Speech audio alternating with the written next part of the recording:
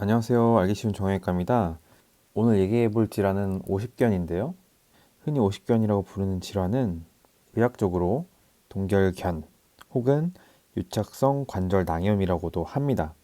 오십견이라는 질환은 뭐냐? 서서히 어깨가 아프기 시작합니다. 그러면서 관절 운동의 범위가 제한되기 시작합니다. 이걸 이제 강직이라고도 하는데 어깨가 잘 안 들리고 잘 안 돌아가는 거죠. 그래서 오른쪽에 그림을 보시면 이건 옆으로 드는 외전이라고 하고, 오른쪽 그림은 앞으로 드는 굴곡이고요. 아래 왼편의 그림은 바깥쪽으로 회전하는 외회전, 오른쪽은 안쪽으로 회전하는 내회전을 그려놓은 겁니다. 이 모든 방향으로 운동 범위의 제한이 발생하게 됩니다. 보통 원래 가능한 운동 범위의 50% 이상이 감소하게 되고요. 능동적인 관절 운동, 그리고 수동적인 관절 운동 모두 감소하는 게 특징입니다. 이 말은 어떤 말이냐 하면은 능동적인 관절 운동은 본인이 힘을 줘서 들어 올리는 거예요. 혹은 본인이 회전하는 거고, 수동적인 운동은 본인은 힘을 뺀 상태고 진찰자가 움직여 봤을 때 그때도 안 들리거나 안 돌아가는 경우를 말하는 겁니다. 이게 질환마다 능동적인 운동 범위는 떨어지는데 수동적으로 움직였을 때는 되는 질환들이 있거든요. 근데 오십견, 동결견은 둘 다 안 됩니다. 이게 특징적인 거고요. 거기에다가 보통 우리가 말하는 오십견은 원인 없이 발생하는 오십견을 말합니다. 그래서 이외에 원인이 없을 때 진단을 하게 되고요. 이런 오십견은 전체 인구의 2에서 7%까지도 경험한다고 되어 있는 굉장히 흔한 질환 중에 하나고, 특히 당뇨 환자에서 굉장히 흔합니다. 그래서 당뇨가 있는 경우에는 20%에서 오십견이라는 질환을 겪게 된다고 보고가 되어 있습니다. 그럼 이 오십견은 어떤 단계로 진행되느냐 살펴보겠습니다. 크게는 세 가지 단계로 나누게 되는데요. 첫 번째 단계는 결빙기입니다. 그리고 두 번째 단계는 강직기, 세 번째 단계는 용해기입니다. 그래서 이 아래쪽에 그림을 보시면 노란색은 통증, 그리고 빨간색은 강직입니다. 오십견, 즉 동결견이라고 하는 거는 어깨가 딱딱하게 얼어버린다는 의미를 가지고 있는데, 그래서 단계도 얼음이 어는 거에 비유해서 단계의 이름이 정해졌습니다. 그래서 결빙기, 얼기 시작한다 라는 의미고, 강직기는 딱딱하게 얼어붙은 상태, 용해기는 그 얼음이 살살 녹아서 부드러워진다는 의미를 담고 있습니다.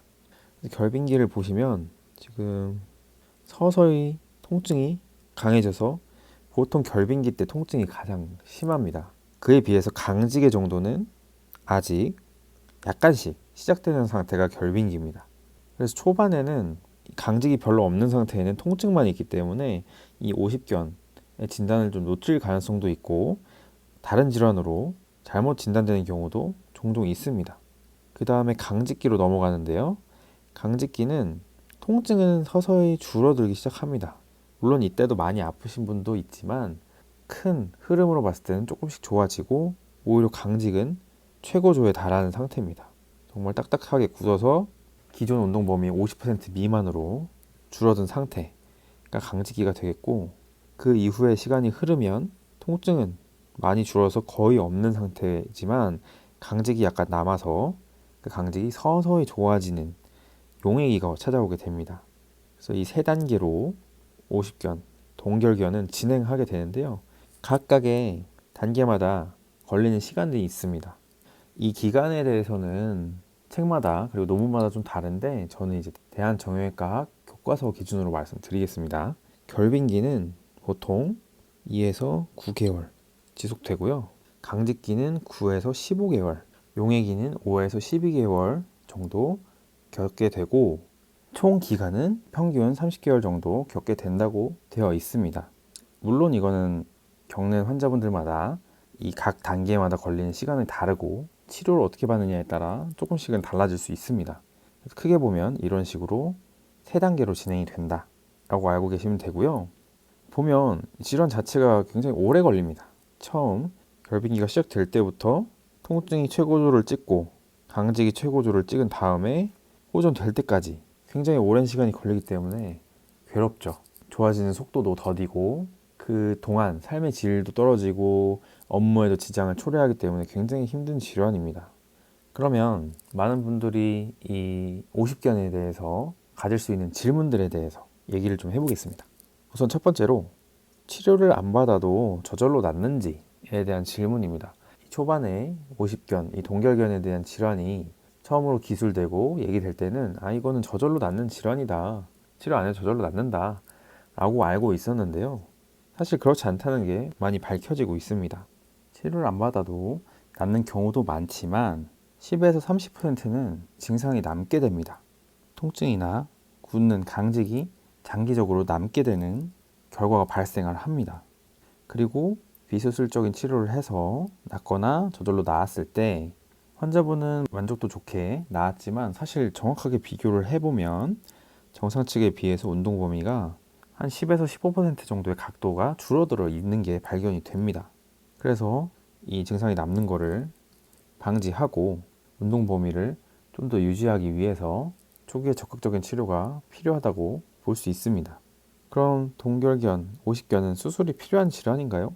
왜냐하면 워낙 서서히 낫고 괴로운 질환이기 때문에 이거 수술로 이걸 해야 되나요? 수술로 빨리 해야 되나요? 라는 질문을 할 수 있습니다.